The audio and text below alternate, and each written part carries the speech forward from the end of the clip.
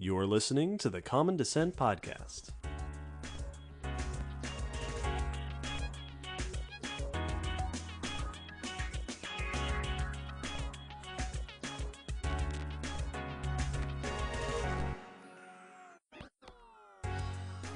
Hello, Will. Hello, David. Hello, listeners, and welcome to episode 89 of the Common Descent Podcast.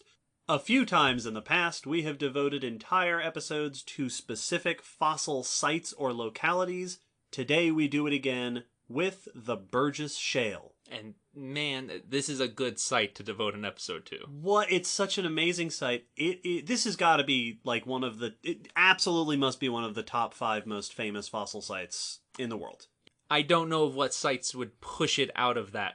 La Brea. Right? That's really the line. La Brea. Yeah, that's up there. Like Solenhofen, pretty famous. There's others that I can see being in the top 5, but Hell Creek's up there. I don't know how you'd push this one out of the top 5. The Burgess Shale is a fossil locality in British Columbia up in Canada that hosts an absolutely phenomenal Cambrian ecosystem. Famous not only for being in the Cambrian and thus related to the Cambrian Explosion, but also for incredible preservation of soft tissues. Like, most of the fossils are soft body fossils. Yeah, so not only are we getting fossils from a time that we sorely need fossils from, we're getting really good fossils. And it's been known for over 100 years. So it's got the La Brea thing where... It's not new. It's not new. That we know a lot about it. Tons has been collected. Tons has been learned. And also... it is the site that has given us some of the most famous, bizarre animals in the fossil record of all time. Yeah, it's an old fossil site, a really good fossil site, and everything in it is weird. Like some truly incredible famous creatures, which we will get into. We'll talk about what it is, how it was found, how it formed, what's found there, and a bit about why it's so significant. Another reason to talk about the Burgess Shale is that it has been requested by 3 of our patrons, Cheryl, Catherine, and one of our younger listeners, Felix. Thanks for the request. Good pick. And speaking of Patreon, every episode we like to announce our new patrons of the level at which you get your name shouted out and announced. So this time around, welcome to Glenda, Sawyer, Lauren, Tracy, and Mitchell. Welcome, everyone. Thanks. Welcome. Thank you for joining us. Now, this is the part of an episode where normally we would have our announcements, of which we often have a few. This time, we are devoting our announcement section to one single topic. And it is a serious topic, so put on your serious hats. Yes. If you've been following the news lately, you will have seen that around the world, and especially in our home country of the United States, there has been a lot of discussion and a lot of movement regarding the subject of racial injustice. Yes. And one of the reasons that this topic has hit this sort of boiling point that it's at now is that there is a very long history of too many people in positions of power and influence being silent about these issues. Yes. We have decided officially, as the podcast, not to be silent. We have released a statement on our social media regarding this issue, and I'm going to recite it here. We stand in solidarity with the Black community in fighting against injustice and inequality, in recognizing and denouncing racism, and in affirming that Black lives matter. The goal of our podcast is to communicate and celebrate science, but science is incomplete when Black scientists and other scientists of color are oppressed, and our understanding of science is incomplete if we ignore the historical and present-day influence of racism. The discussion going on around our country right now was sparked by things that have happened on the streets regarding law enforcement, regarding the judicial system, but these issues go into every aspect of our society, which includes science and education, the kinds of things that we ourselves are involved in. Now is the time to listen and learn. Along with this statement on our social media and in the description of this episode of the podcast, we've shared links that include many resources for understanding racial injustice and the ways we can all help, including within the fields of science and education. We, the 2 of us, have been and still are exploring these references, educating ourselves, and we invite you to join us. In addition, we have, on behalf of the podcast, made a donation of $500 to the NAACP Legal Defense and Education Fund, which is made possible thanks to the generous donations of our patrons and purchases made on our Zazzle store of our merchandise. Thank you, everyone who supports us. Our plan is to continue learning and listening, finding ways to improve our communities, as well as our podcast, as well as ourselves. And we urge you, our listeners, to do what you can. Learn what you can, listen where you can, donate somewhere if you can. It is our hope that we and our audience and our friends and our colleagues can all learn to be better and move forward together. Yeah, each of us trying to do our parts in the ways we're able. Yes, so that we can make our communities and our podcasts that we're making for our listeners the best that they can be, accessible to as broad an audience as possible. Yes. And with that, normally in the announcements, we would put out the call for join us on Patreon, buy our stuff on Zazzle if you want some merch. But this time, if you're going to do anything following our announcements, read through these resources, listen and learn and educate yourself as best as you can. This is a conversation that hopefully the whole country and the whole world can join in and be part of together. Yes. And with that, let's move on to our news section. Every episode we discuss topics in the news, in the world of paleontology and the sciences that are interesting to us, and share them with you so that you can keep up to date, we can keep up to date, and because it's fun to talk about cool new stuff. Yep. Will, would you like to start off our news discussion? I would, and I would like to talk about baby sharks. Now, apologies to any parents listening at home right now. I know what I just did. He knows. I know. I worked at an aquarium. If I had to put up with it, you have to put up with it. We made it through all of episode 48 right? Without making a reference to the song. This is about a prehistoric, it seems, great white shark nursery. Ooh. And I'll explain what that is in just a moment, but this is research by Jamie Villafana et al. In Scientific Reports, and the article is in Smithsonian Mag by Nora McGreevy. Great white sharks, or white sharks as they're sometimes known in different parts of the world. For people who think they're not that great. Yeah, so-so white sharks. Carcharodon carcharias are the famous, biggest predatory shark alive today. You know, it's if you don't know it, then you've never seen anything on TV that deals with sharks. It's the shark's shark. But something a lot of people don't realize about them is their way of rearing their young, if you can call rearing with sharks, but they actually give birth to their young in nursery areas. So these typically shallower, typically closer to shore, where it's harder for larger predators like themselves to hunt their young, is where they typically give birth. I believe that there is suspected to be a nursery area up off the shore of Long Island, where I grew up. Absolutely. That is one of the few we're aware of. We don't understand these well. We only know of, the paper only said a few, didn't give many, and there's not many that we can, nail down. That's one of the most recent ones we've identified. Well, if I remember I wrote about this as a journalist once or twice.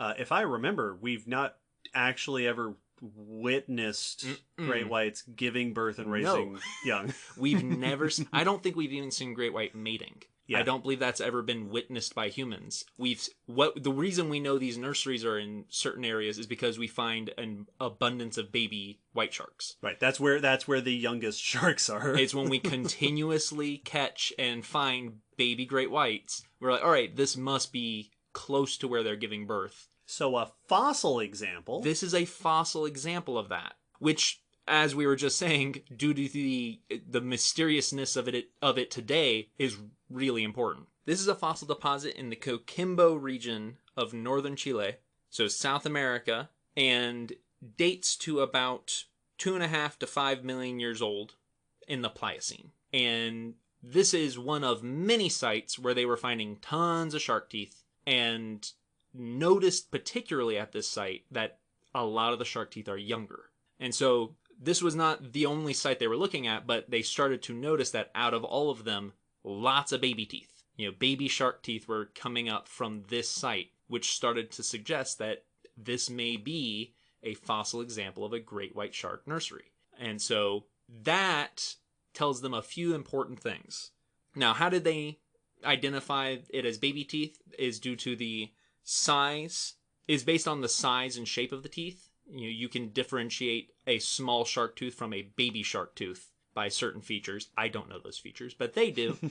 I was wondering. And the density of the concentration of teeth, like it was a very high concentration, suggests that it wasn't a nursery for a short period, but for potentially millions of years. Okay. That this area was used consistently and babies were dropping teeth there over millennia. Gotcha. So it wasn't just that there was a baby shark here. There were lots and lots of generations of baby sharks. Exactly. So this was a regularly used nursery site, if it indeed is a nursery. But it was definitely being regularly occupied by small great white sharks. This also suggests that great whites were much more common off the Pacific coast of South America than they are today. The density of teeth in this region show that they were occupying that in higher populations than they are today. They're fairly rare there today, in fact. Now, they're also not doing well conservation-wise in general globally. Right. So that's has to be taken into consideration. But still, this is a difference in their distribution than we would expect by today's distribution. Something has changed where the best conditions are for having a baby shark. Yeah. This is also why they're wanting to look at it, because hopefully understanding a prehistoric nursery will help us better understand what the needs are of the great whites for giving birth and having a nursery, how we might best identify nurseries today, and therefore protect these sharks, because they are apex predators, which means really important for the food chain. Right, and they're also big, which means not doing great in the age of humans. Yeah, and they live a long time, and they mature slowly. I think I'd have to double check the paper, but they don't reach sexual maturity until at least a decade. Yeah, well, and also their babies are big. Yep, and they only have a few. Exactly, I was going to say, but once again, I have a vague memory of learning about this when I wrote about it, but I want to say the smallest great whites ever found in the ocean are like 4 feet long. Yeah. Like, these are big. They're big. They start out big. Exactly. And you can't have a litter of you're not going to have a pile of 4-foot babies. Exactly. And though great whites are not the elephants of the sea because whales exist, they are facing the same issues they're the rhinos of the sea. Yeah. But they are having the same issues, and so hopefully we will be able to glean some helpful tidbits from this fossil site. Little bit of conservation paleontology. Yeah. As we discussed in episode 8 of the podcast, but then also in our recent live chat episode. Go check those out there on YouTube and also on your podcast feed. My first bit of news is about surprising eating habits of dinosaurs. Okay. Specifically, big predatory dinosaurs. Specifically eating, maybe, big predatory dinosaurs. Oh, theropod inception. This is this is research in the journal PLOS ONE by Stephanie Drumheller et al. We know Stephanie. Yeah, she's just a town over 2 hours away, over in Knoxville. She does crocs, and we like her. Woo!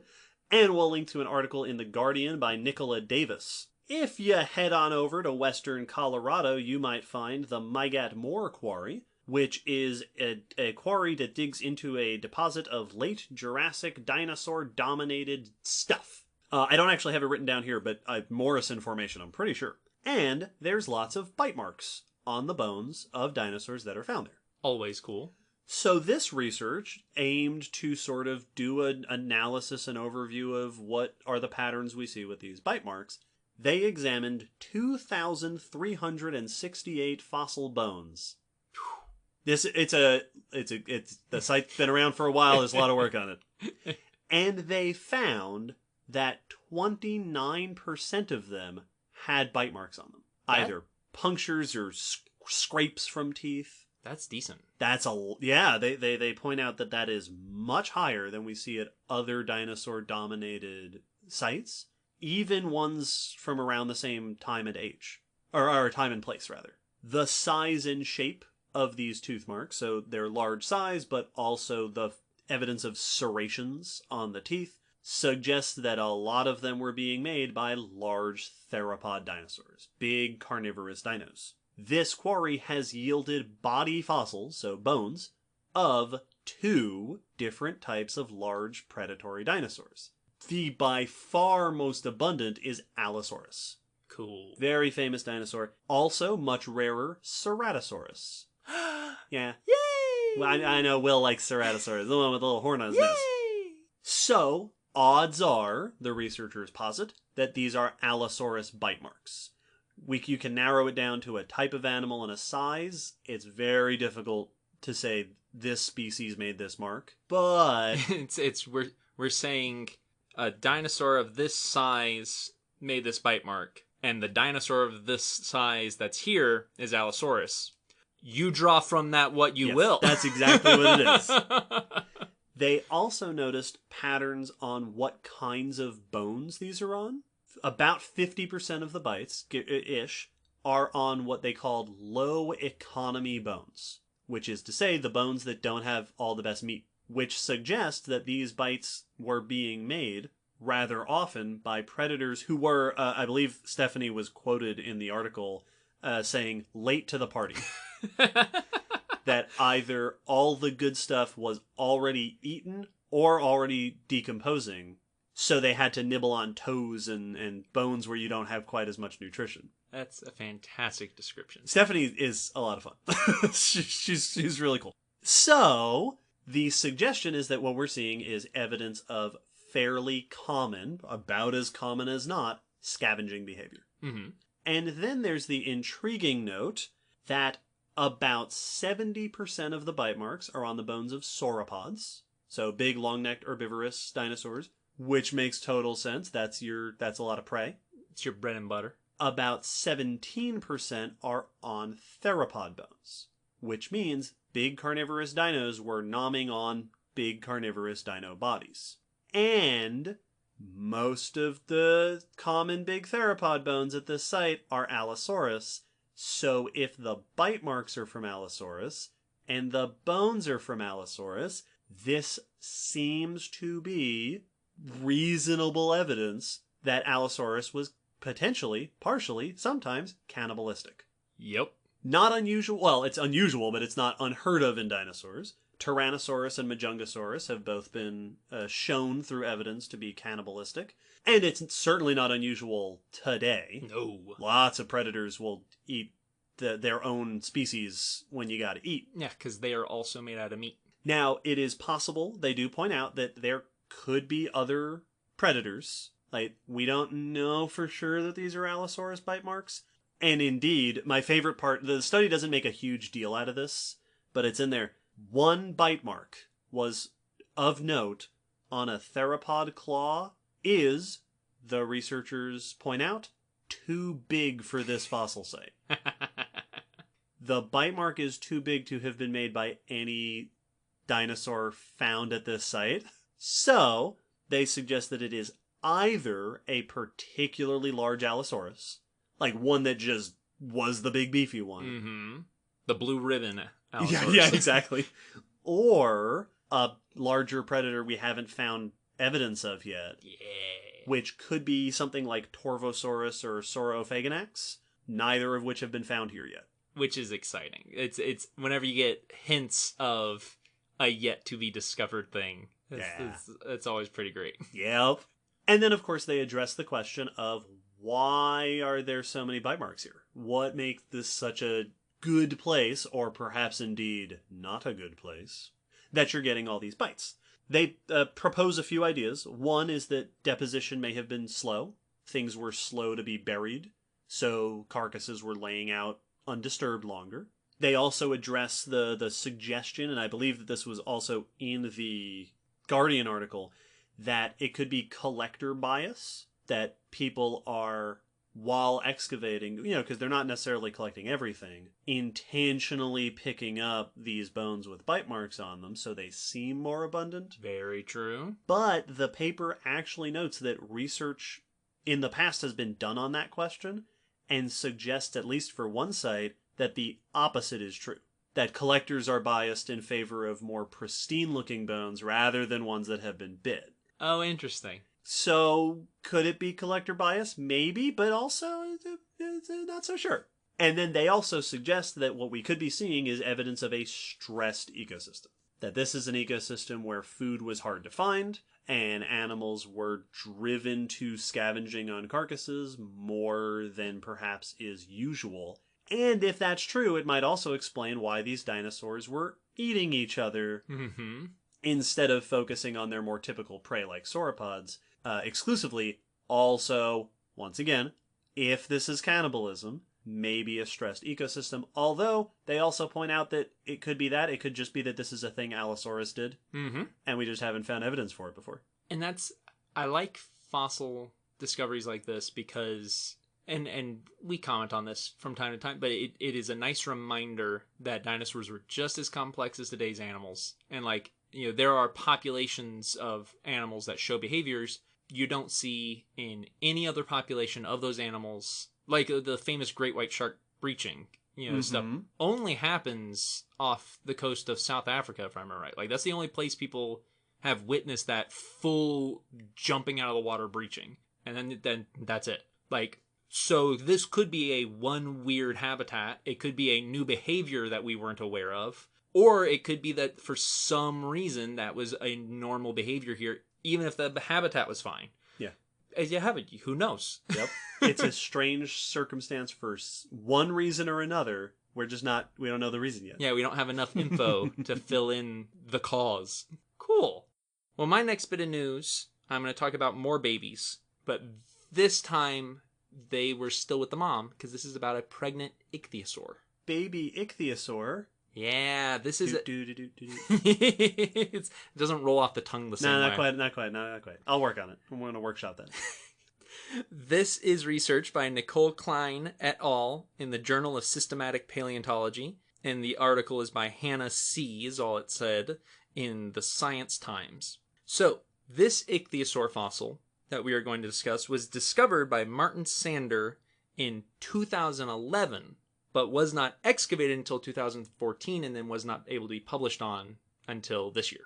And as a reminder, ichthyosaurs, yes, often large aquatic reptiles, one of the big three of the Mesozoic. These were the kind of dolphin-shaped ones. The one shark-shaped with pointy noses. These were the shark-shaped pointy-nosed ones. This fossil was discovered in Reno, Nevada, and when they found it, it had hints that it was a pregnant individual. So they knew it was potentially pregnant when they first saw it. It just took a while to get it out of the ground and then a while longer to get it published. And sure enough, what they had was a decently preserved ichthyosaur specimen that described a new genus and species and had backbones or vertebrae preserved in the trunk region, so the body region, that would count for at least 3 fetuses. Ooh. So a pregnant mother ichthyosaur with a litter. Yeah, a little litter. A little litter of baby ichthyosaurs that date to about 246 million years old. Wow. So early Triassic. Early Triassic. This is one of the older of your ichthyosaur specimens. Not the oldest, but this is putting it in that grouping of oldest ichthyosaurs. It is only 3 million years younger than the oldest. Now, this specimen also described a new genus and species. It's a holotype, so it is the first of this taxa to describe this taxa, which is Simospondylus dualferi. And according to estimates for the total body length, it'd be about 12 feet long, so moderately sized ichthyosaur. Yeah, but it did have unusually large teeth for an ichthyosaur of its size. So it's got some weirdness to it, and I'm sure we'll hear more since this is a brand new taxa as they study it more. But yeah, pregnant ichthyosaur. This is not the first pregnant ichthyosaur. We've known of pregnant ichthyosaurs and that they seem to have given live birth in open water, and that they evolved that way since they were no longer able to come ashore and lay eggs like your sea turtles. The body design just didn't allow for it. So this is not new, but this is a very old pregnant ichthyosaur, which is cool. Yeah, and another point on learning about the reproductive habits of ancient organisms. Yeah, ichthyosaurs are one of the many times that reptiles in particular have gone to the ocean and left eggs behind. Yeah. Is what? Live birth is just the way to do it when you're in the... Well, if you're an amniote. Yes, And exactly. you don't have eggs built for water. Yeah, if your eggs can drown, they're not made for the sea. No. Very interesting stuff. Well, our last bit of news, my next news, is about surprising dietary habits of dinosaurs. Okay. This one in particular is Borealopelta.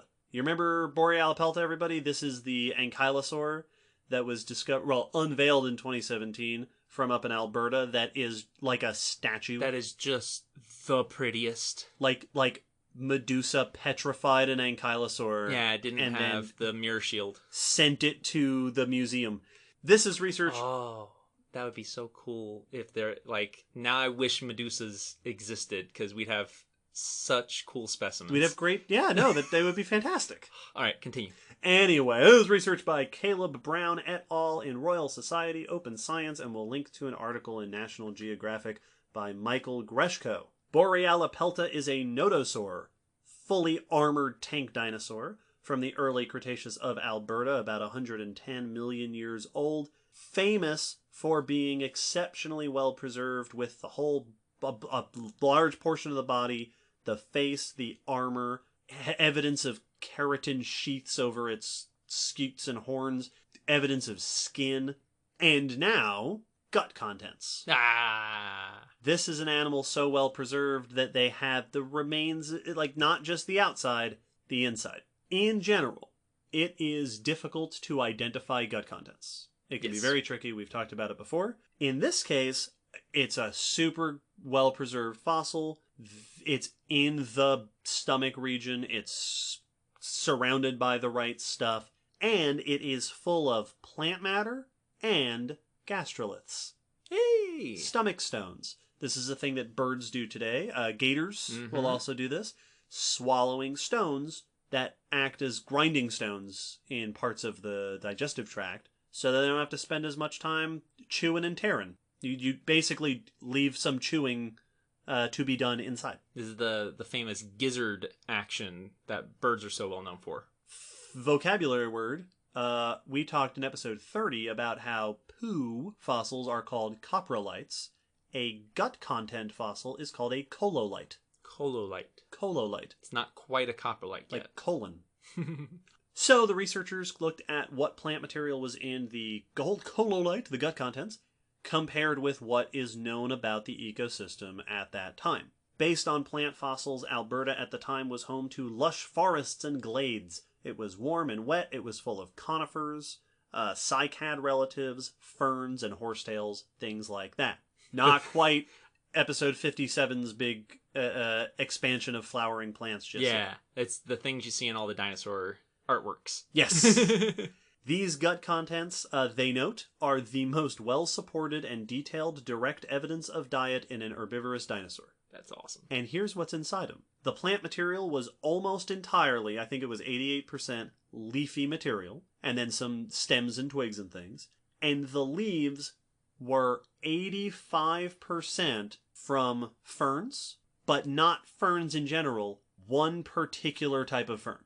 Oh. Like there are multiple families of fern known from this part of the world at this time, but the gut contents of Borealopelta were almost fully specific to one type of fern. Ooh. This suggests that this animal was A, eating low-growing plants, which has been suggested of ankylosaurs, episode 69, and also that they were very selective. So this is something, we talked about this, I don't remember if it was in the ankylosaurs episode, but narrow-mouthed animals tend to be selective. So think of a deer, which is very picky. I think we touched on it with ceratopsians. Yes, that's right, in our ceratopsians episode. Episode 87.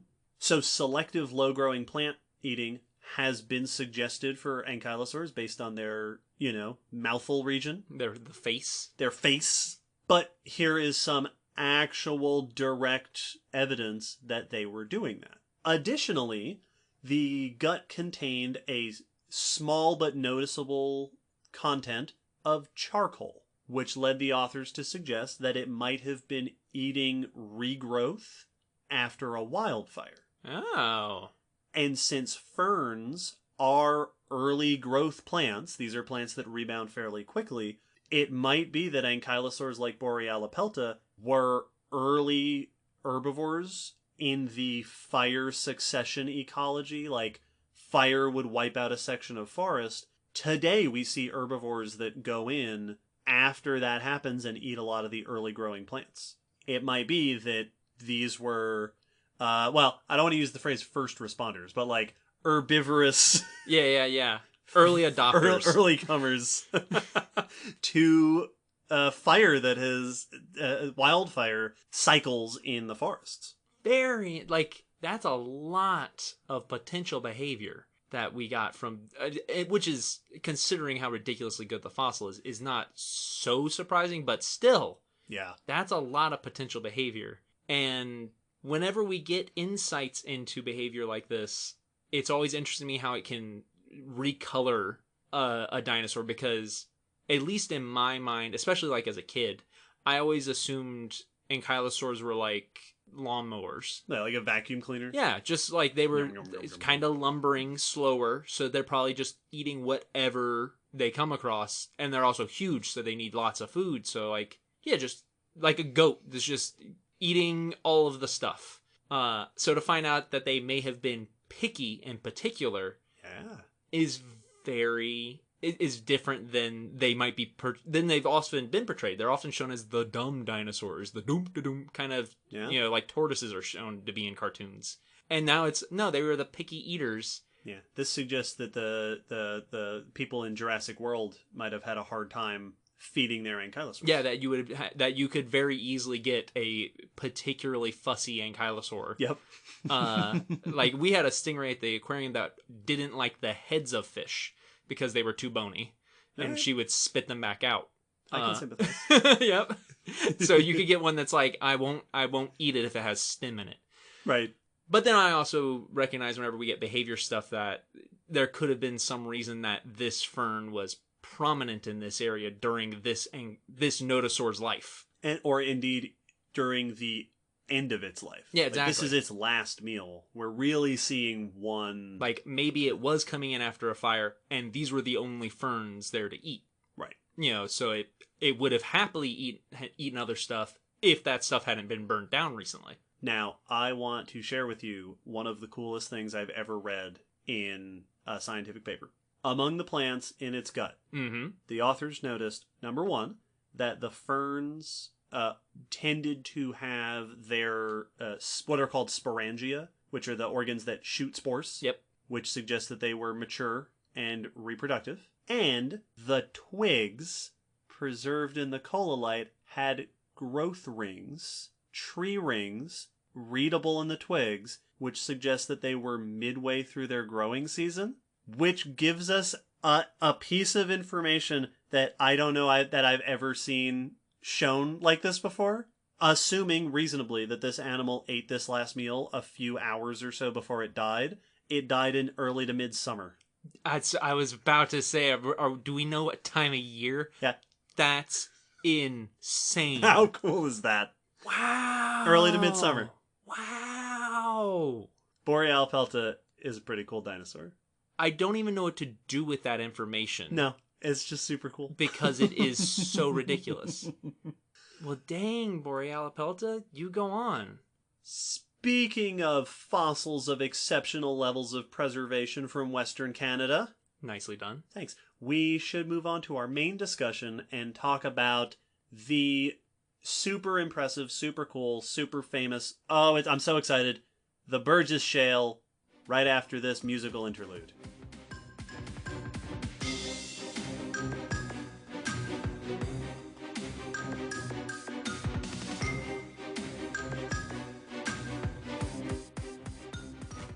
The Burgess Shale today is known as a series of fossil localities in British Columbia from the middle of the Cambrian that have produced tens of thousands of exquisitely preserved fossils, extremely unique and interesting and weird and wacky fossil organisms from some of the earliest ecosystems dominated by animals.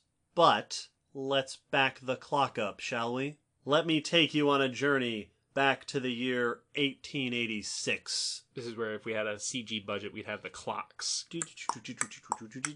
as it goes through space. And then the scene would zoom in on the slopes of Mount Stephen in the Canadian Rocky Mountains in British Columbia's Yoho National Park. In fact, 1886, I believe, in my searching, is the year that the park was named a national park. Very cool. That same year, fossils were discovered, or at least it is recorded and noted, that fossils were discovered on this slope. On the slope of Mount Stephen, the area became known for producing some strange and interesting creatures, which we will talk about later, but also for trilobites. Trilobites! Which we discussed in episode 82. So this fossil locality became known as the trilobite beds, attracted the attention of a number of geologists who came to work on it, and most notably eventually caught the ear of a man named Charles Doolittle Walcott, who was a specialist in Cambrian trilobites and brachiopods, and also, in his life, had the honors of being the director of the United States Geological Survey, okay, secretary of the Carnegie Institution in All Washington, right.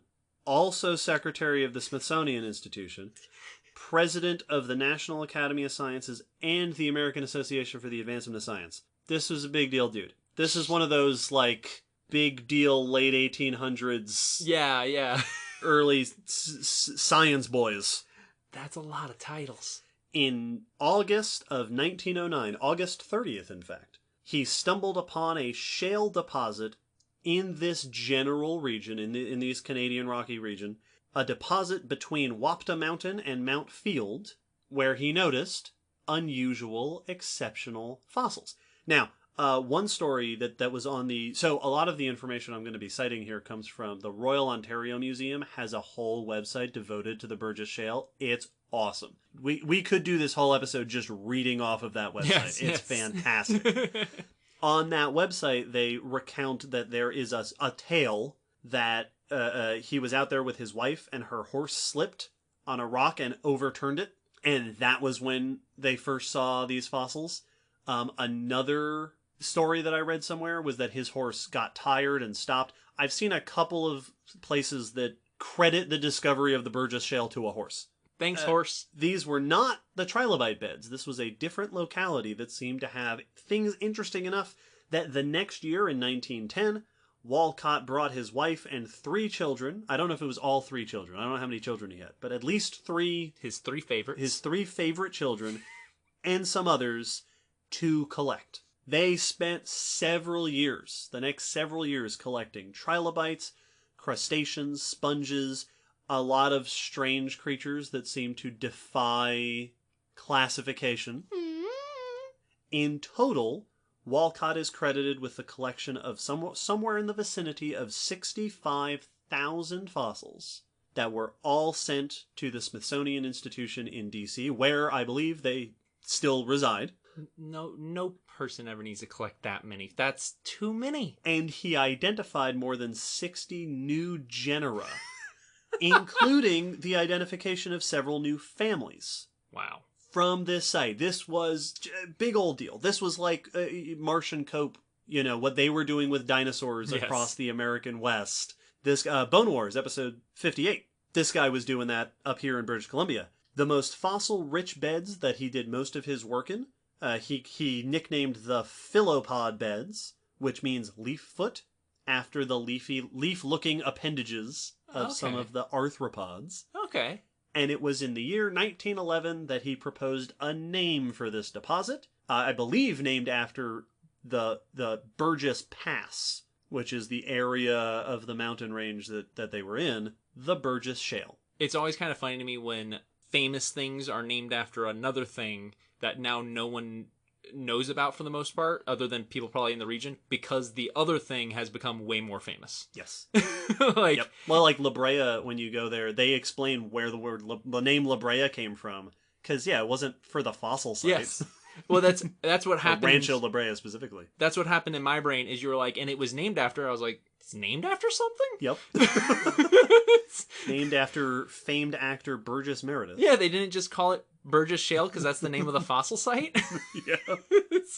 Walcott's excavations left behind a big excavated site called the Walcott Quarry, which is, to date, the best-known Burgess Shale site, but not the only one. Okay. In subsequent years, others came in and did more stuff. So in 1930, Percy Raymond from Harvard University started digging about 22 meters up the slope from the Walcott Quarry, and opened what became known as the Raymond Quarry, which has become another very prominent locality there. In the 1960s, the Geologic Survey of Canada got involved in digging, and starting around the 1970s, Toronto's Royal Ontario Museum began excavations as well, which continue to this day. Numerous quarries were opened at different places within the shale. There are also lots of other locations in the nearby mountains, which some are, some aren't technically Burgess Shale, but are very similar. Like the trilobite beds are now, I believe, considered a Burgess Shale locality, or at least a Burgess Shale type locality. Okay.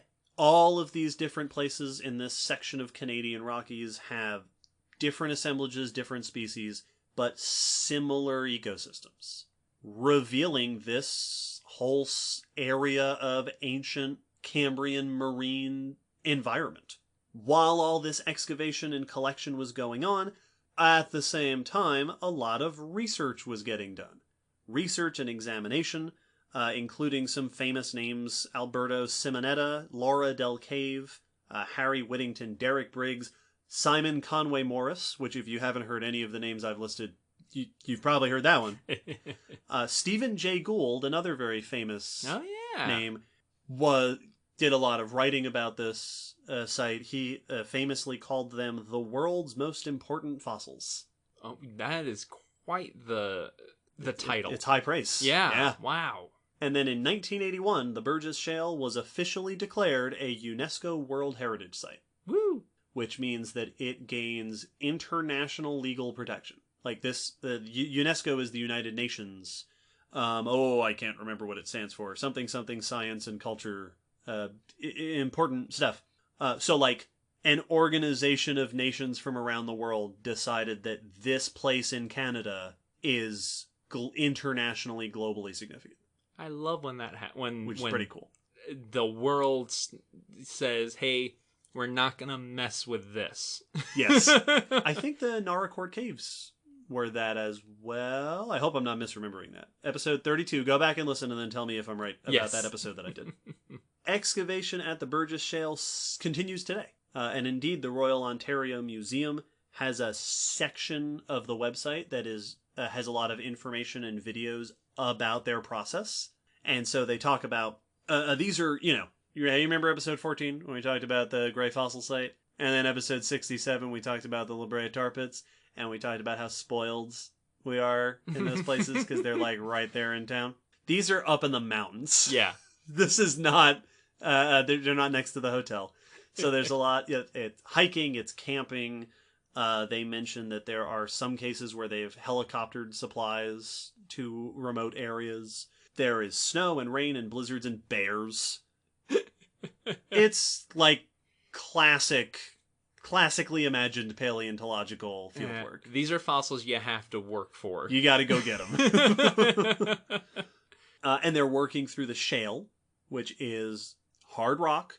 You're chiseling, sawing, taking chunks of rock out of there. All this work is done in collaboration with Parks Canada. So it is in a national park. I believe that, because I went to look up the Burgess Shale on the UNESCO list, the World Heritage list, and the Burgess Shale is no longer listed individually. I think it used to be. But now, if I understand correctly, that whole region is a World Heritage Site.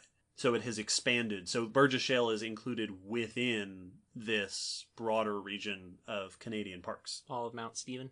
All of Mount Stephen. And beyond.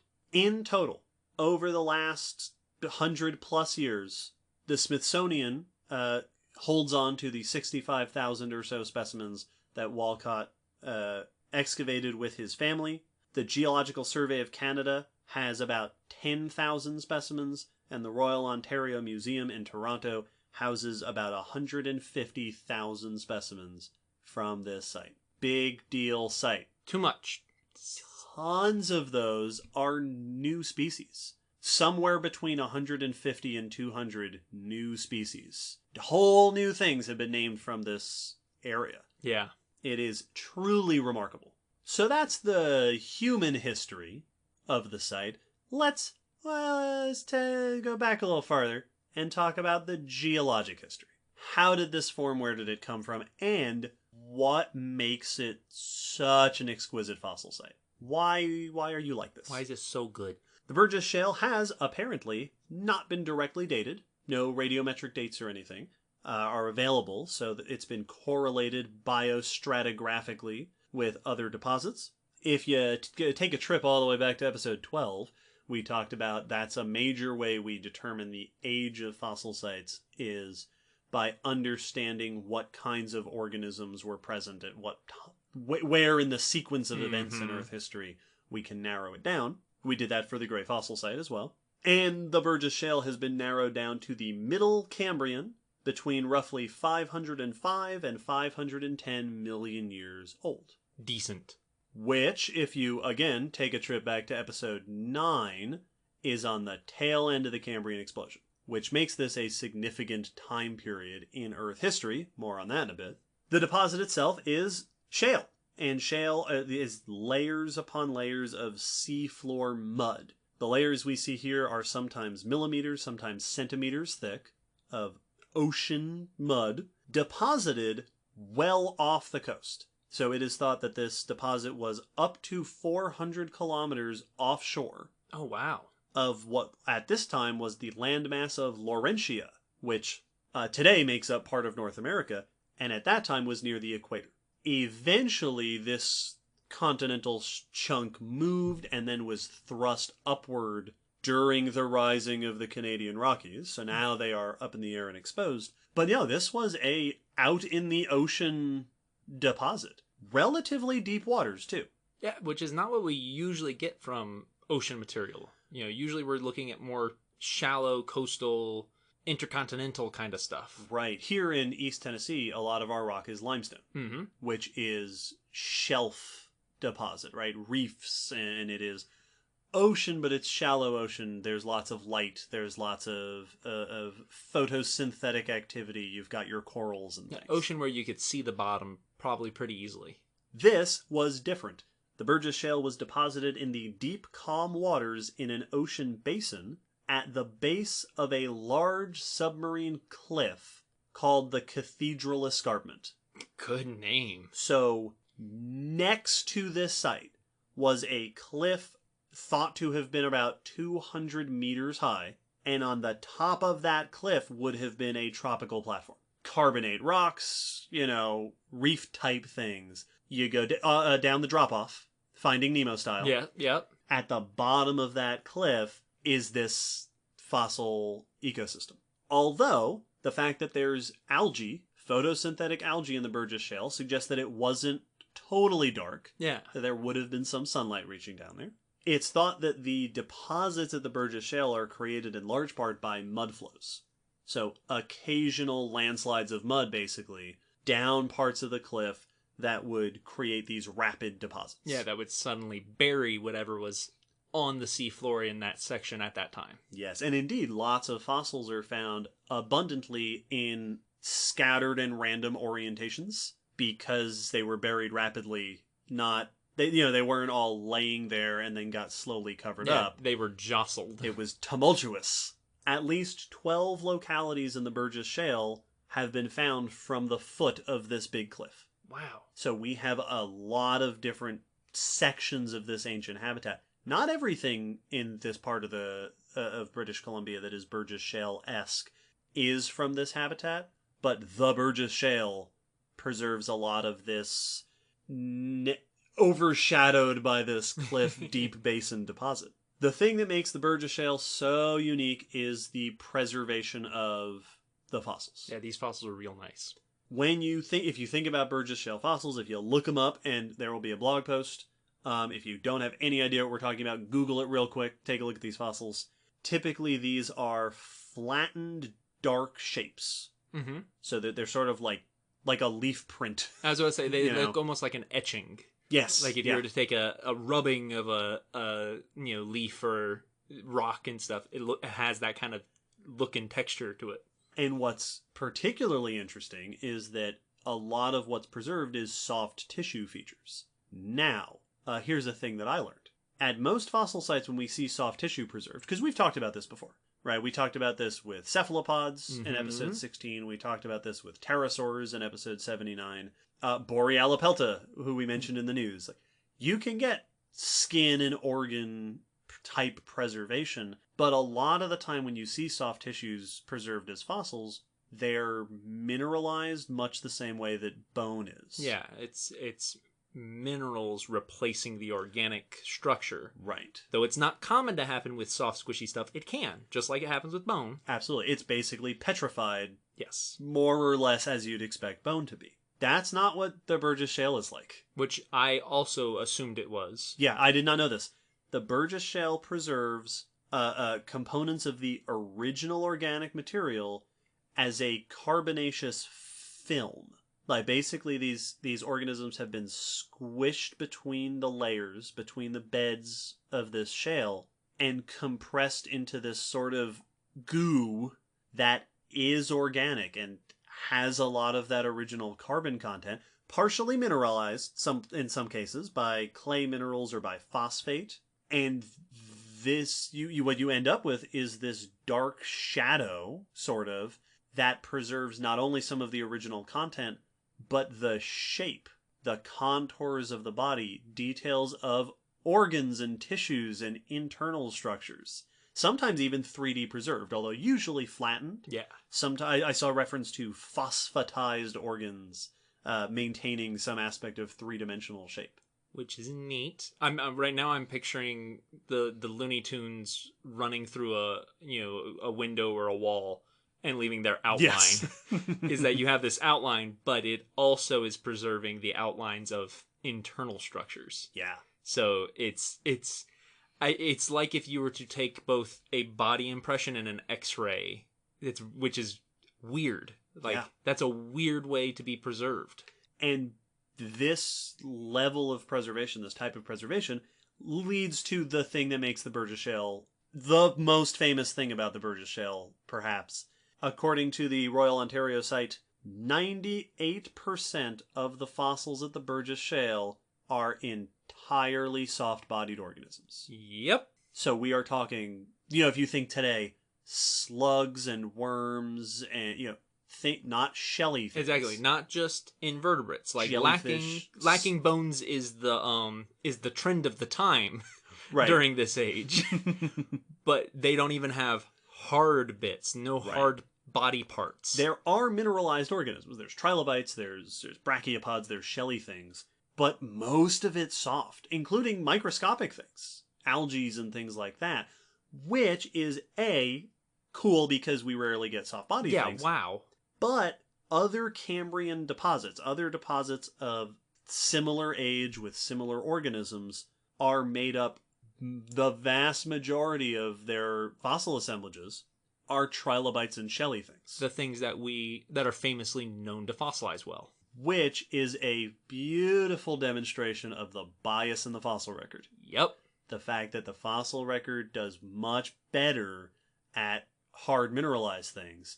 The Burgess Shale is a glimpse into what an actual Cambrian ecosystem might have looked like. Yes. Because the ratio of soft things to hard things in this ecosystem is much more similar to modern day ecosystems. Well, and this is a good comparison, I think, to make here would be like if you were to take a section of your backyard and turn it into a fossil site, age it, 12 million years, and now you suddenly have a fossil site you can look at. It's very likely that the earthworms that are just filling that dirt aren't going to preserve very well. Nope. And so if you only had that fossil site of your backyard to go off of what backyards were like, you'd be like, wow, there were bunches of beetles. Yeah, ants. And ants. Snails. And snails. And then we have some evidence of worm burrows and, like... Maybe a worm. Yeah, like there was probably at least a kind of worm. And that's what we're finding here is that, no, squishy things were everywhere. Yeah.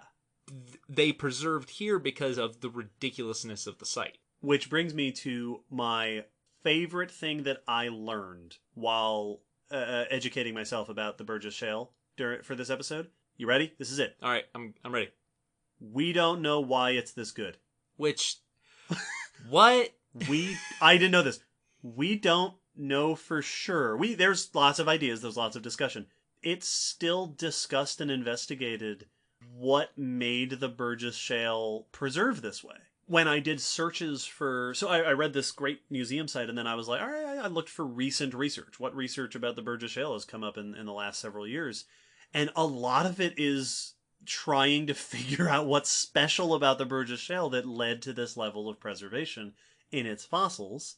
A lot of things have been proposed. There are some leading contenders. We don't have no idea. We actually have a lot of good ideas. Mm-hmm. It seems to be a combination of rapid preservation and reduced decomposition. Oh, okay. So certain things are obviously helping things to become preserved. Burial was rapid, right? You have these mud flows, buries things real quick. Certain clay minerals, it seems, certain of the minerals in the clay are thought to be particularly good at mineralizing tissues. That where the tissues are mineralized, where they are preserved within and by the sediment, it may have to do with what kind of minerals are there. The type of clay that was burying these critters. Right. That those two factors may have helped speed up preservation. And then on the other hand, decomposing factors are thought to have been hindered, one, by low oxygen. Yeah. Deep water, low oxygen. The rapid sealing of the sediment. So it's been suggested that you get sediment deposits, but sediment isn't a solid. It's a lots of little bits. Yeah. So there's pores in it. And so it's been suggested that rapid mineralization within the pores may have sealed things away relatively quickly, stopping them from being affected by outside influences. I've also seen it cited that certain types of iron are thought to have gathered against the organic tissues and possibly conferred resistance to breaking down. Huh. That they just were binding with iron and that made them sturdier. And, once again, special features of the clay. Certain clay minerals are apparently known to inhibit bacterial growth. I was wondering if there was an antibacterial aspect. Yeah, it might be that the clay had a bit of an antibacterial aspect, just because the minerals in the clay weren't a good place for bacteria to be. Well, yeah, and we see this in certain clays and sediments today where there are, vitamin properties and animals will eat them to counteract ailments and stuff. Right. Very interesting. Overall, it's probably, as so many things are, a combination of factors, because if it wasn't, we'd probably have a better idea of what exactly happened. Yeah, like the concept that we don't have an answer here, and this is not an apt comparison. These are degrees of magnitude and difference, but it felt to my brain very much the same way as when I learned we don't know why gravity is. Like, we got a lot of information, we got a lot of evidence, yeah, we got a lot of good ideas. We know how it works, we know the physics of it, we know how it interacts in space, we can map it out to the point that we can send probes around other planets. Yep. But we don't exactly know for sure what causes it. We're still working on the details. And this felt like that, where it's like, but we've been here forever, and it's one of the most famous fossil sites, and we have so many specimens. How? It's because it's really complex. And what makes it even more intriguing is that the Burgess Shale isn't the only site like this. Which both makes sense, because it would be kind of weird if there was only one site like this in the world, but also is like, there's more? Yes, but we'll talk about that more later. For now, we have spent half an hour talking about this incredible fossil site that is famous for preserving a super awesome fossil ecosystem. I think it is about time we start talking about what lived in this ecosystem after the break.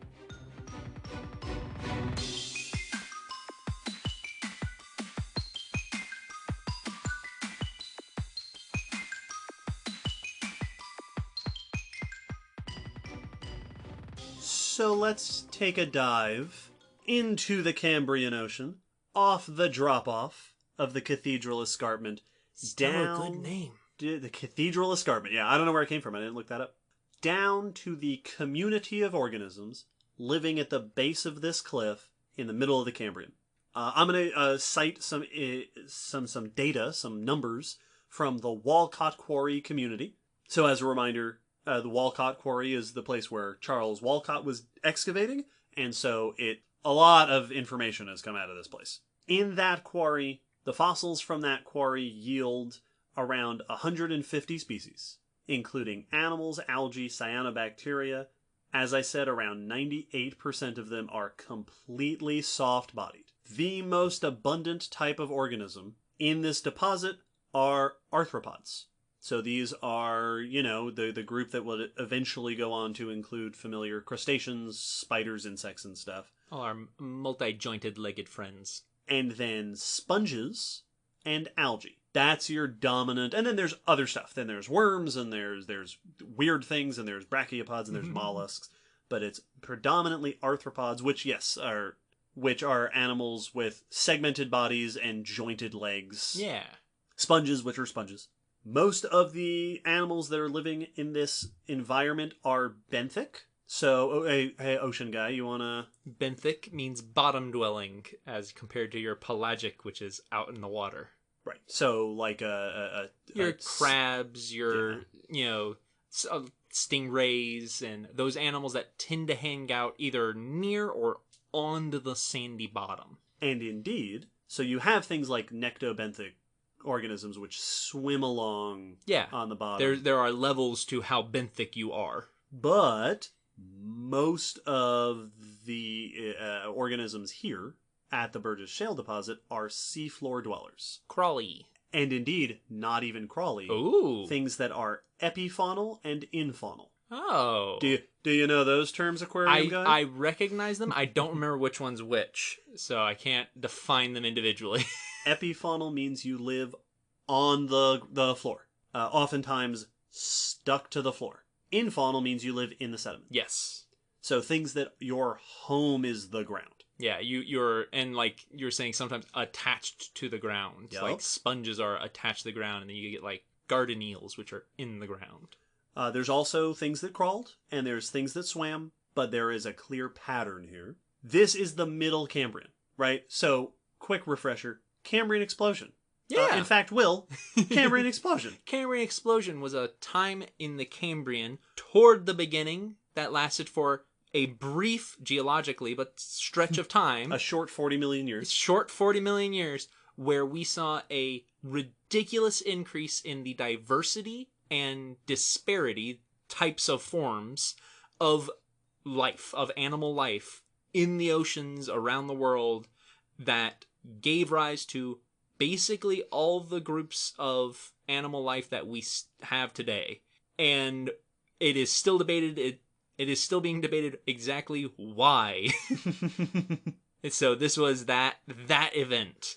Yes, so but you might wonder, you might suspect that an ecosystem that was living at the tail end-ish of the Cambrian Explosion would include lots of early members and early relatives of modern groups. And you'd be right. This deposit, the Burgess Shale, contains early or stem members. So we've talked about this before. Usually when we talk about a stem lineage, it means the extinct relatives of a group that aren't part of the living group. So yes. Episode 47 was all about basically stem mammals, mm-hmm. which is all the stuff that is closely related to mammals, but not actually technically mammals proper, but as close as you can get, and they're all extinct. Yeah, they would have been very close cousins to our actual ancestors at the time, but aren't our ancestors. The Burgess Shale includes a lot of those and actual early representatives of things like red and green algae, annelids, which are your wormy thing, your segmented worm things. Yeah. So earthworms, leeches, things like that. Big players today. Arthropods, like we said, segmented, jointed limbs, crustaceans, eventually insects. There are things at the Burgess Shale that are, hey, that's a crustacean type thing. Insects, we gotta, that's Not quite yet. That we haven't reached that tech tier level. You have bivalve suspension feeders that we now know as brachiopods. You've got radial things, cnidarians. Yeah. That would are the group that includes corals and anemones. Mm-hmm. Ctenophores, comb jellies. Oh, right. Echinoderms, which are often mineralized, often pentamerally symmetric, so 5 directions. Starfish, crinoids, urchins. Yeah. Early mollusks, so a lot of slug-like things. Sponges, and indeed, some very early representatives of the lineage of chordates. There you go. Things with a notochord. More on that in a little bit. This is why the explosion was so crazy, is we saw all the early members of all the groups show up kind of almost all at once. Yep. And there they are in one site, which is really cool. And there are a couple of other patterns when it comes to the identity of the organisms we see. One is that there are a lot of organisms at this site that were originally identified as one thing and then later discovered to not be that. So this is a mollusk, and then no, it's actually a worm, and well, maybe it's a crustacean. Because they're so early in this radiation that it can be hard to tell. And there are lots of animals at this site that we don't know where they fit. There have been long debates and discussions about some of these.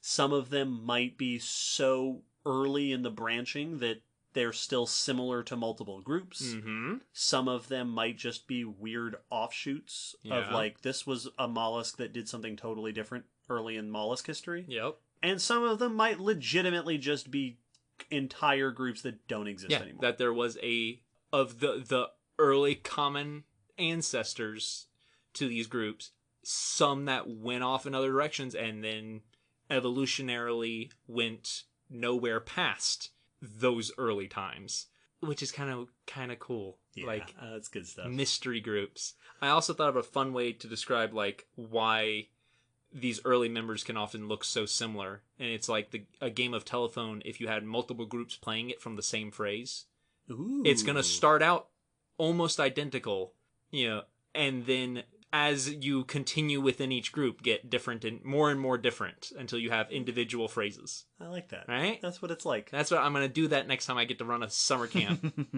But we could talk in general broad terms forever. Let me illustrate some of what is unique and interesting about these ecosystems with some examples. Now, we could sit here all day listing the cool animals at the site.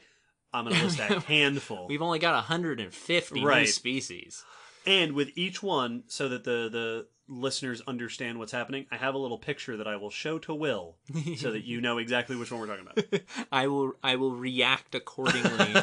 So live through me. One of the most famous fossils from the Burgess Shale is a slug-like creature called Wowaxia. This is sort of dome-shaped, sluggy, up to about 5 centimeters long, so these are not big animals, covered in about 50 rows of scales with 7 to 11 long blade-like spines sticking off the top of it. It's like a little stegosaurus slug. It is kind of like a stegosaurus slug, and if you're thinking to yourself, well, I can't really think of a creature today that looks like that, then you're not alone. Yeah. Wowaxia went through a lot of debate over what exactly it is. It has been suggested to be related to mollusks, or perhaps to annelids. It's one of like the classic examples of a creature that was discovered way back in the beginning, like in Walcott's days. A lot of these animals go way back to Walcott's days that then just spawned all sorts of confusion. Yeah. Wowaxia is thought to be a grazer. It's got a mouth underneath. It's sort of crawling around, feeding on algae and stuff. Another one that has, I'm going to say, 2 important things in common with Wowaxia is a creature that I know I don't have to show Will, but I'm going to anyway, called Hallucigenia. Hallucigenia! Which is one of the most famous fossils in the Cambrian. David drew it very well at DragonCon. You're darn right I did. Listen to... Was that one recorded? I think that was the one that was recorded on Bethany's podcast. Yes, I think she recorded for hers. Whose name I can't think of off the top of my head, and I feel real bad. Bethany Brookshire, this is a podcast. I got made fun of for it.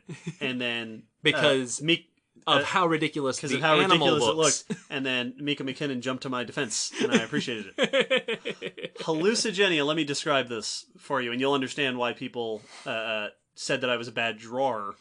Hallucigenia has a long worm-like body with a long neck at one end of it. So imagine a long body that then has a neck. It looks kind of like a Q-tip, like with one end. It's got a little bulby end on one end. It's got this long, even narrower neck with then a little small head. Yeah. It has 7 pairs of these sort of wiggly, soft tendrils with claws at the end on one part of the body, like one side. Yep. And on the other side, 7 pairs of long spines. Once again, if you're thinking, that sounds like nonsense. Yes, that's why it's called hallucigenia. Yes. Originally, it was described, possibly by Walcott, as walking on the spines, with the tendrils sort of waving around to collect food. Although now we understand that those tendrils are its feet. Clawed feet, and the spines were sticking up off of its back. And originally the tail was thought to be the head. Yep. Because there was, at least in one specimen, a blob at that end that was originally ID'd as the head, and then later reinterpreted as a puddle of decay fluid. So now we know the head is on the other side. So that means that if you were to go back in time and look at pictures, it would be upside down and backwards. Yeah, we had to do both a vertical and horizontal flip. Yep. Which my kid fossil books was always what they talked about with hallucigenia, is they'd have a picture of it the way we used to think it walked around, backwards and upside down, and then the way we think it walks now. Yeah. Because it's that weird. Because there's nothing like that. It was, which part's the top? Flip a coin. Which part's the head? Flip another coin. Which of these are its legs, and which of these are not legs that look like legs? Yeah. It is now thought that hallucigenia is a relative of a group called the onychophorans, which includes velvet worms. Which, if you had to be related to a group, that's a weird enough group for me to accept that I believe it. Yeah, like... velvet worms are a group of worms that have these sort of squishy legs. Yeah, so they look like a centipede or a millipede, but... Or like a caterpillar. Like a caterpillar, but all squishy. No hard parts. And the ones on land have 2 little specialized limbs up near the front that shoot glue. Yep. For them to trap prey. It is the weirdest thing. So a thing that I learned in my learning was that hallucigenia is often found alongside a sponge named Voxia, and there is a cool picture on the Royal Ontario site of hallucigenia climbing along the side of this sponge. Oh, yes, I have seen that. With its spines sticking out behind it as it maybe fed on the sponge. Oh, okay. I didn't know that's why it was on the sponge in the picture. That's cool. Now, hallucigenia and Wawaxia share, one, a tumultuous history of identification, but also that they both have spines on their backs, which is a notable feature indicative of a complex early animal food web. They were early punk rockers. You have defenses. You are defended, which means you are prey, which means we are seeing signs of this sort of tier of ecosystem roles. This is the Middle Cambrian. This was new. Yes. And so we're learning about early ecosystems, which of course then raises the obvious question. If your animals are covered in spines... Who are the spines for? Who are the spines for? Enter the most famous predator of the Cambrian, an animal called, and again, even less do I need to show Will this picture, but I'm gonna, Anomalocaris. Anomalocaris. Which also, like, if you showed me that, I'd want it to be the predator, because it looks so cool. Anomalocaris is its name means strange shrimp, but don't let that fool you. It has this long segmented body, kind of worm-like in the middle. Yeah. But then it has these long, undulating side panels. Swimmerette-esque thing. So, like, if you've ever seen the underside of a shrimp or a lobster, they have those little fins on the tail. Those are called swimmerettes. Mm-hmm. It's kind of like that, but instead of going forward and backward in little doggy paddle motions. It's out to the side like wings. Right. Well, if you think of a sea slug. Yeah. Sort of undulating. Mm-hmm. At its back, it has a forked tail. Flappy mermaid tail. At its front, it has two big eyes. And then its face has these two long appendages that are covered in spines that are good for grabbing stuff. Yeah. If you're having trouble picturing it, there are two things you can do. One, Google it or go to our blog post. Two, Anorith, the Pokemon, is Anomalocaris. And is one of those instances where it's just a cutified Anomalocaris. It's just Anomalocaris. There's nothing special extra about it. Which is cute baby eyes in place of the multifaceted ones. Anomalocaris has this very strange history, which is also something really typical, not typical, but has happened at the Burgess Shale. It was originally given 3 names. Yo, right. Here's why. Its body, a partial body, was discovered and identified as something like a sea cucumber. The mouth that is underneath its head was found isolated and identified as a jellyfish. And the 2 curly appendages coming off the front were identified as their own sort of crustacean-looking things, which were named Anomalocaris, strange shrimp. Oh, right. And that's the name that was ultimately inherited by, when more complete fossils were found, people went, oh, 2 of the strange shrimp creatures are attached to a head, and underneath the head is that weird jellyfish, and behind the head is that sea cucumber thing. Yep. This is one animal. This is the Cambrian version of the blind wise men describing an elephant. Yes. It's a tree, it's a rope, it's a hose, it's a spear. Yeah, that's absolutely. Nowadays, Anomalocaris is thought to be related in some way to arthropods. And it was a predator. Not just a predator, but a top predator. Apex. Hallucigenia and Wawaxia and most of the fossils at the Burgess Shale are small. Right? Wawaxia is 5 centimeters long. A lot of the things are like that. Like, most of these things would not measure past your school ruler. Anomalocaris grew up to 1 meter. Yeah. 3 feet long. Like, the largest animal in the Middle Cambrian. This would be something where, like, if you caught a fish this long, that's a good catch while fishing. Yes. In the Cambrian. And not only are its arms a clue that it was grabbing things to devour them, but fecal pellets potentially belonging to Anomalocaris have been found with trilobite bits in them. Haha. And there are even potential bite marks on trilobites that might come from Anomalocaris. That's cool. And this, like I said, is part of this picture of an early ecosystem, an early food web. There are some other animals at the site with fragments of their prey. So Sydnea is an arthropod that has been found with trilobite fragments inside. There are worm-like animals with shell bits inside. So we're seeing true predators, true scavengers, a complex food web during a time where that was brand new. Yeah, like predator-prey relationships have not been in existence the entire time life has. At some point, and many think it may be part of what drove the Cambrian Explosion, some animals started hunting others, which caused them to evolve defenses, which caused the predators to become better predators, and you got this predatory prey arms race. Now, which is so cool. Speaking of Anomalocarids, there was another Anomalocarid that I want to mention because it's one of my favorites, which is another one I'm sure you've seen, Will. Opabinia. Yes. Opabinia looks like if somebody looked at Anorith, the Pokemon, and said, that's just Anomalocaris, make it weird. Yeah, like you need to add some things or take some things away to make it look like a Pokemon. Opabinia has a similar long, flattened, wingy body. Its head has 5 stalked eyes. Yep. And then on the front, instead of the 2 shrimpy grabby bits, it has a long proboscis with a claw at the end of it. Yeah, so while Anomalocaris doesn't look like stuff we have today, it at least is recognizable. It's got, like, undulating flippers, and it's got 2 eye stalks, and it's got 2 prominent feeder, mouth parts. It's not mandibles, but almost. They look very spider they're mouth like pedipalp. I was going to say, they're like spider mouth parts. Yeah.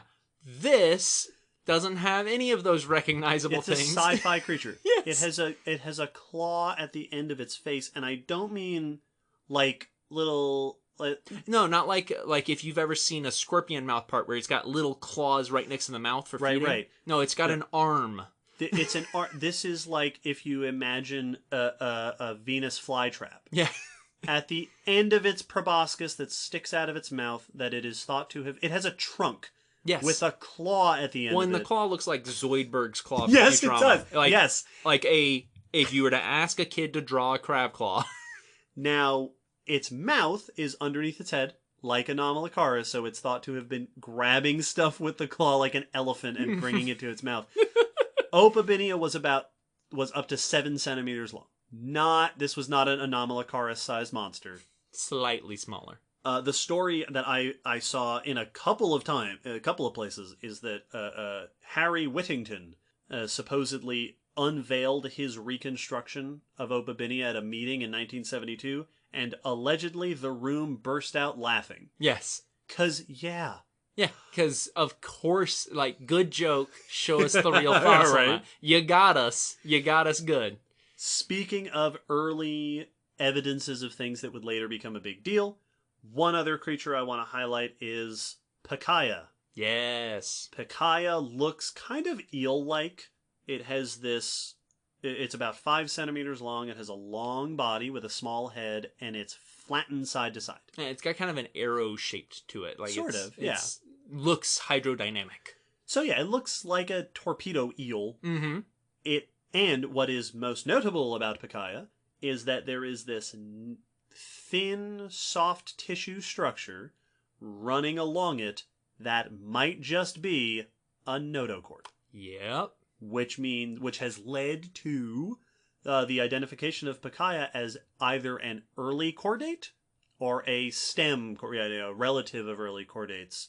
And just as a reminder, everybody, you're a chordate. Yep. You have a notochord. Yeah, that notochord is what becomes the spinal cord in all us vertebrates. And there are so many more things. There's just a bunch...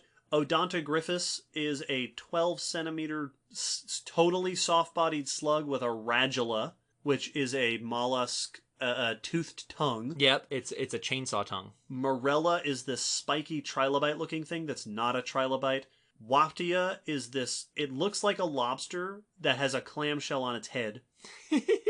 like as a hat. Yeah. Like the valves on either side. Waptia is known from over 1,400 specimens at the Walcott Quarry alone. There's this animal called Mackenzia, which is sack-shaped, kind of like an anemone, which would anchor to the substrate and stood up to 16 centimeters high. Wow. There's so many cool creatures, so much diversity in this ecosystem, so many hints of early ecological roles that are familiar today, early relationships.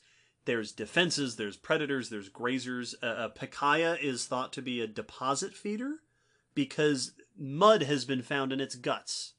Oh. That it was like sucking up mud and taking stuff out of there.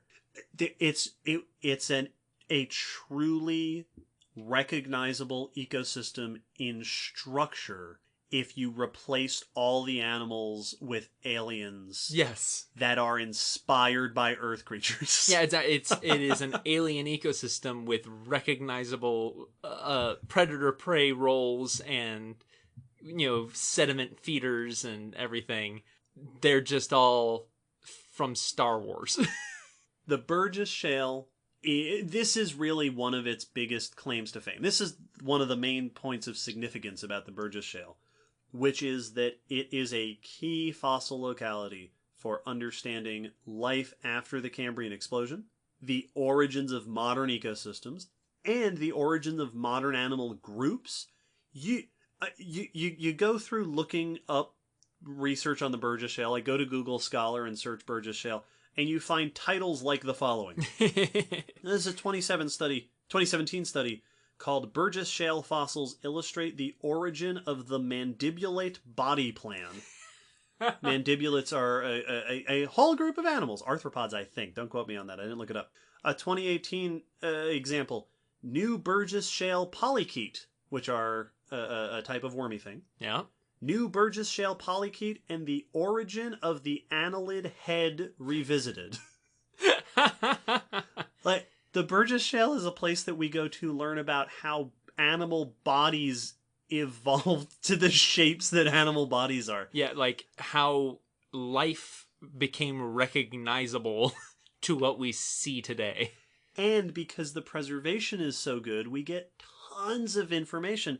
That polychaete one that I just mentioned, it was a new species, new genus named Kootenai scolex, and it's known from specimens, lots and lots of specimens, all buried at different angles in a mudflow. So we get to see it from all these different angles. Yeah. With soft tissue preservation. It's such a unique site for getting lots of creatures, lots of unusual creatures, and the preservation means we can study gut contents, we can study nervous tissue like the notochords and such, which is an unusual opportunity to study tissue evolution. Yes. Right? Not just like where did bones and heads come from, but like where did stomachs come from? Yeah, exactly. How did nervous systems evolve? How did this kind of skin evolve? Like, we're talking about tissues.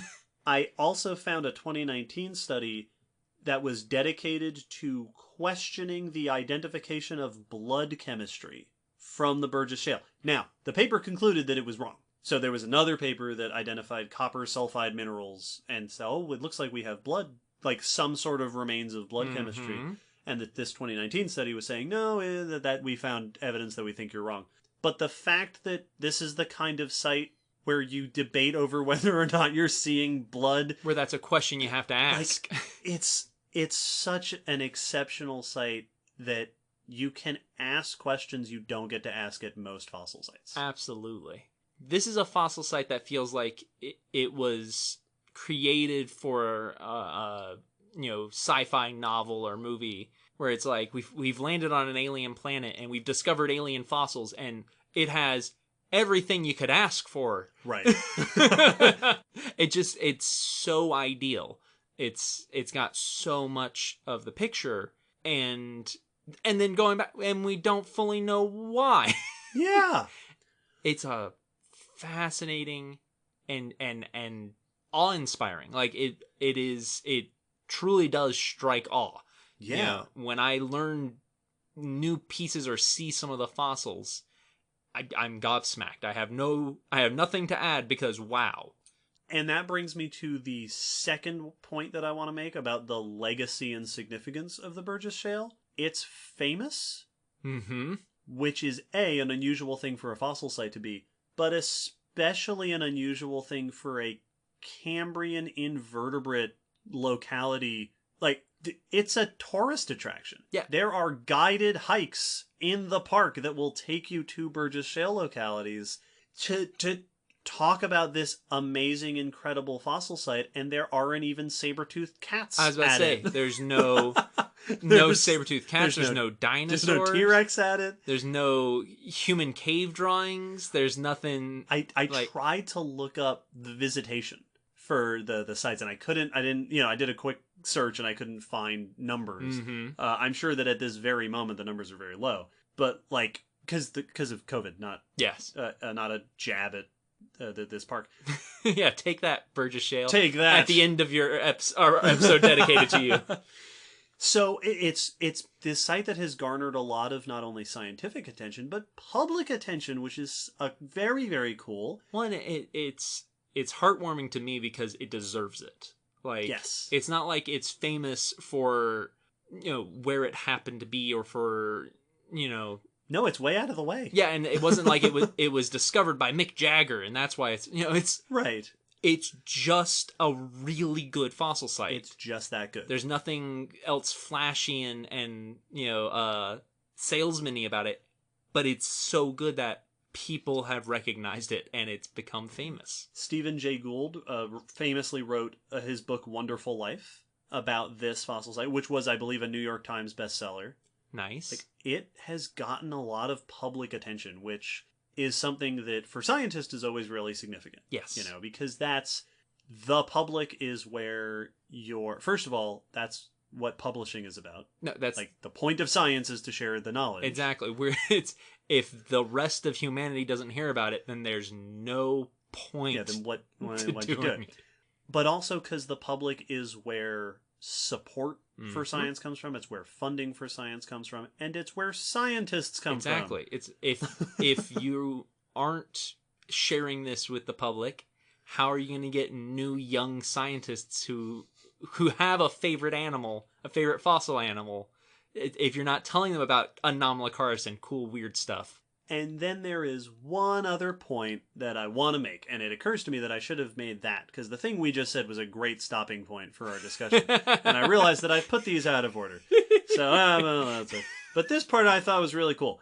Another legacy that has come out of the discovery of the Burgess Shale is, as I alluded to before, not the only site like it. There is a category of fossil site called Burgess Shale type localities. This time named after the fossil site. named after the past where they were found. A study in 2014 by Gaines identified 50 Burgess Shale type localities from around the world. That's more than I expected. With varying degrees of completeness, varying styles of preservation, but all sharing this unusual trend of organic tissues preserving in the thin carbonaceous films on bedding surfaces of mudstone with abundant soft tissue, usually in outer shelf environments, like this one. The most famous outside the Burgess Shale is a site called the Chengjiang site in Yunnan province of China. Which has showed up in the news at least a couple of times. Oh yeah, I have a book that is a field guide to the Chengjiang fossil site. Early Cambrian, it is basically the other Burgess Shale. About 200 species. Burgess Shale 2. Exceptional preservation, one of the oldest complete marine ecosystems. It's got early chordates like Millocamingia. It's basically the Burgess Shale in China. You've got some sites like Sirius Passet in Greenland and the Emu Bay Shale of South Australia, which are often listed as Burgess Shale type localities, although Gaines excluded them from his list. All right. Because his argument was that weathering and metamorphosing has made it difficult to know what the original preservation was like. Yeah, after effects have maybe degraded it. But additionally, there are examples in the U.S., in Utah and Nevada. There's some in Europe. There are even, like in a 2016 report, announced one in Sweden, the File Hadar Formation. A 2019 paper reported on the Xinjiang biota from South China, which appears to be another. Both of those are after Gaines's list of 50. Wow. So there are a lot of sites that share this unique style of preservation. And here's a thing that's notable. Almost all of them are early to middle Cambrian. And all from the same rough date range. Same rough time frame. A few in the late Cambrian, early Ordovician, and I think there's hints of some in the Proterozoic, so earlier than the Cambrian. All right. But this Burgess Shale type preservation type fossil site seems to have been a global phenomenon during the early to middle Cambrian, which has led some people to suggest that they're back to that question we were asking before. What is so special about this site that led to this preservation? Part of that answer might be the Cambrian. Yeah, that it was the right time for them to fossilize this way. Something in the climate, something in the ocean chemistry, something in the biogeography at the time may have meant that this style of preservation was something that could happen then and not at other times. That was at all possible, due to the way things were at that time. It also is notable that they tend to have similar biotas, similar fossil assemblages. Different species, different setups in different places. But you're seeing this sort of conserved type of ecosystem all around the world at this time. And it really is... The story of the Burgess Shale is so cool because 110 years ago, 100, a long time ago, if we count the trilobite beds, even earlier than that, a long way in the past, you had this discovery of this fossil site. and a bunch of people went, wow, look at all these cool fossils. And then a bunch of people went, this is what I think these animals are. And then decades of arguing went on of people saying, no, this is what it is. And this is how ecosystems originated. And this is what's unique about the preservation. And this is what the Cambrian explosion left behind. And just this incredibly crucial fossil locality for understanding the origins of animal life, the origins of life as we know it, understanding fossilization as a process, all of this, and then they start popping up around the world. And now this information we've gleaned from this one locality is helping us to understand global ecosystems from the Cambrian. It is this incredibly paradoxical, we talk about this all the time, that the farther you go back, the harder it is to understand things. Yes, you lose that resolution. You lose resolution, you lose fossil sites, things are weirder and more different. Yep.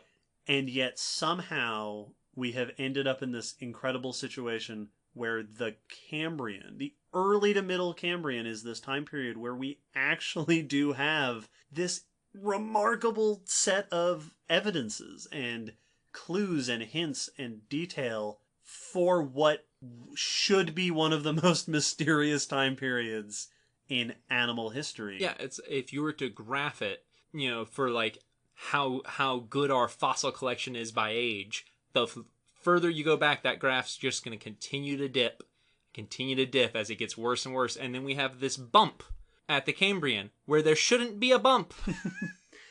It's a very cool fossil site. And it's famous, and little kids are inspired and famous, and all the things I should have ended with. all the inspiring, heartwarming. Yeah, visit, the future. It's a tourist. Children are the future. Go to British Columbia and visit, and it's so cool. And you're going to be the next generation of scientists. Burgess Shale. I hope that everyone else has had as much fun learning about the Burgess Shale as I did. I know I did. It's a very cool fossil site. Hopefully we will get to visit someday. Yes. Sure would like that. That would be a lot of fun. But before we go, we have one last section. And it is a section we do nowadays where we read out patron questions. Indeed. So, if you're a patron of a certain level, you get to ask us questions for us to read out and answer here on the podcast. Will, would you like to regale us with our latest patron question? Well, all right. This question is from Michael, who says, humans show a diversity in appearance as a result of regional adaptations, but we tend to categorize humans as races, while other animals are categorized into subspecies based on things like color patterns. When it comes to subspecies of human, is there scientific evidence against the concept, or does societal taboo prevent such research topics to begin with? This is an interesting question, and we chose this one because, given current events, now seems like a great time to discuss this very briefly, just to touch on it. It is quite topical. The question here is subspecies versus race. Yeah, why do we categorize humans as races and other animals as subspecies? For seemingly similar traits. And the quick answer is that subspecies is a scientific concept and race is not. Yes. In more detail, subspecies, we identify animals as subspecies. Usually what we're referring to is population differences. So subspecies aren't just based on appearance. It's not just their color or their size or whatever. Because there are species that have color morphs that are still categorized as all the same species. Subspecies are, and again, it's kind of wishy-washy. We're trying to put things in boxes where they don't belong. And there are some people who are much more pro-subspecies than others. But in general, when we identify subspecies, we are looking for noticeable behavioral, genetic, lifestyle differences, often between different populations of a species. Yes. A subspecies, in theory, is basically you have two chunks of a species that, given a little nudge, would diverge and create two separate species, or three separate species, or whatever. Well, it's like, I think like the mountain gorillas are subspecies of the lowland gorillas because they are isolated in the mountains. Right. They're slightly different, but if you mix them, they could breed, but they just stay in the mountains. That's gorilla, gorilla, gorilla, if I remember right. Races are not like that. Mm-mm. So when we talk about races of humans, right, we're talking white and black and Asian and Native American, or however you want to break it down. Yes. Race, first of all, we do not see that kind of difference, that kind of genetic, behavioral, lifestyle differences. Humans are remarkably conservative in terms of diversity. I was reading an article about this subject not too long ago that made the point that chimpanzees are more genetically diverse as a species than humans are. Yeah. Despite us being far more numerous and widespread. We're pretty homogenous, and you definitely don't see any hard line differences between black and white and Asian or whatever. We are one species. We are one species. We are broadly interconnected. Mm-hmm. There have been attempts in the past to scientifically categorize race. Mm-hmm. And, there are obviously trends in races, right? There are genetic trends based on where you're from and what part of the world you're from, where your family background is. Yes. Your lineage. But when there have been attempts to actually find, like, behavioral lines or morphological lines between black and white, etc., those are, A, not held up by scientific scrutiny. Mm-hmm. That we just don't see divisions like that. Yeah, the data is not really substantial. And B, very often used by the scientists who propose them to justify ranking of humans. Yeah, discrimination between those differences. A lot of the times when you'll see those in the past, there are some very infamous examples of scientists going, look, I did some science and I found that black people are not as intelligent as white people with my science. And there was a whole bunch of those studies aimed at the Tuskegee Airmen and things like that, like to argue why they shouldn't be pilots. And it's, again, not scientifically upheld. Yeah, like that does not work. And you remember at the beginning in our announcement when we talked about racism in sciences? This is, if you remember the scene from Django Unchained. Yes. Where Leo DiCaprio's talking about these little divots in the skull are what make black people subservient or whatever. It's that kind of nonsense. Mm-hmm. Race is far less a biological thing than it is a cultural thing. Yeah. Which does not mean it's not real or significant. No. Cultural identity is a real... It's part of being human. Part of being human. It's part of our society. It ties into our politics. It ties into all sorts of things. But we can't solidly classify people based on race. There is a fundamental difference between culturally identified races and biologically identified species and subspecies. Right. That article that I was reading also made the point that if we are comparing, like trying to do that, what we call black in terms of a race is more diverse genetically than all other humans. Yeah, exactly. And there's all this interaction, because we're not isolated from each other. We're not living separate lifestyles. We're not living separate lives. We don't have separate habits. Mm-mm.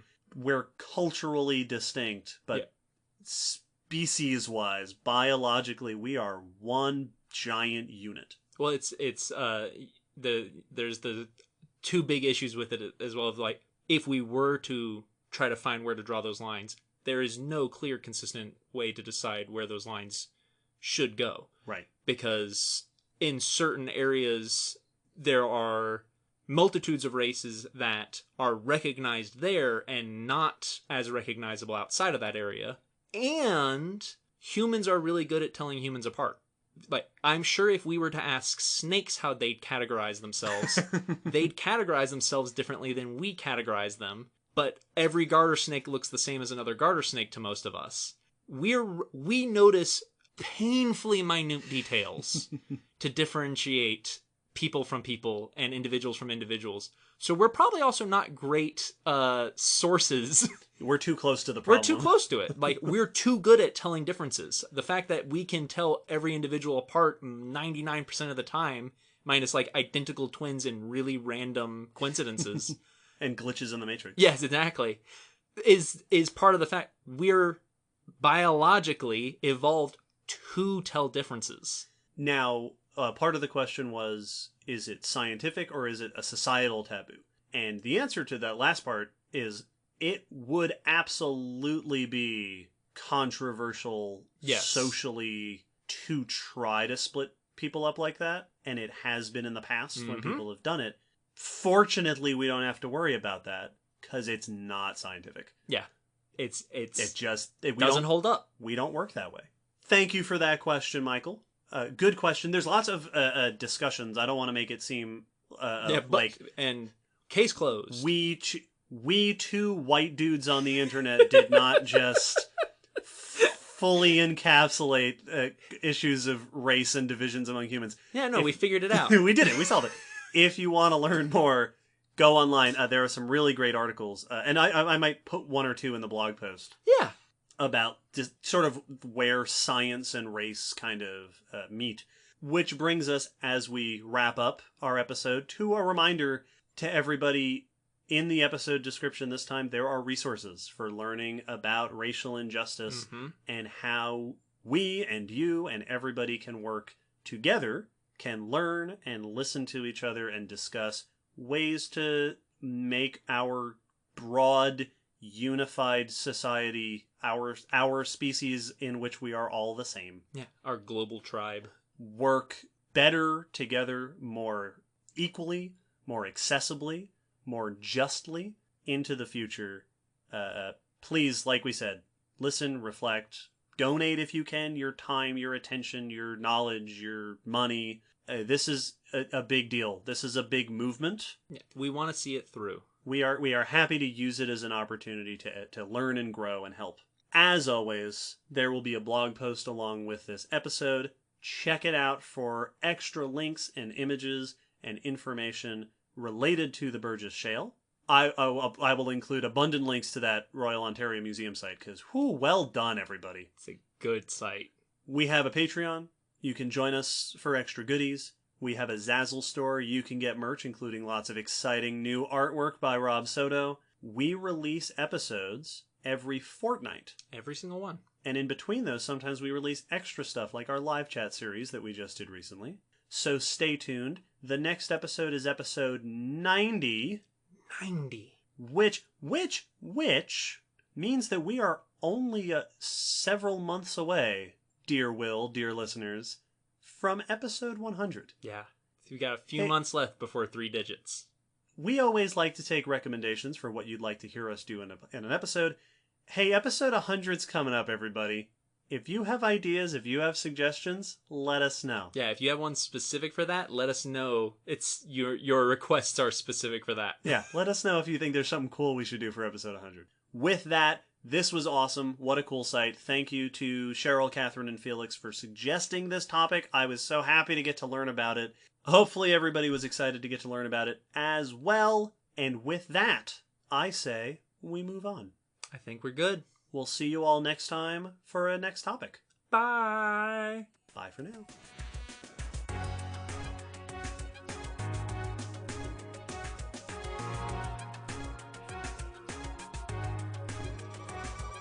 Thanks for listening to the Common Descent podcast. You can follow us on Facebook, Twitter, YouTube, and check our WordPress blog for pictures and links after each episode. Huge thanks to our patrons whose support helps keep this podcast running and who get access to bonus goodies on Patreon. The song you're hearing is called On the Origin of Species by Protodome, which we found at ocremix.org. Thanks again for listening. We hope you'll join us next time.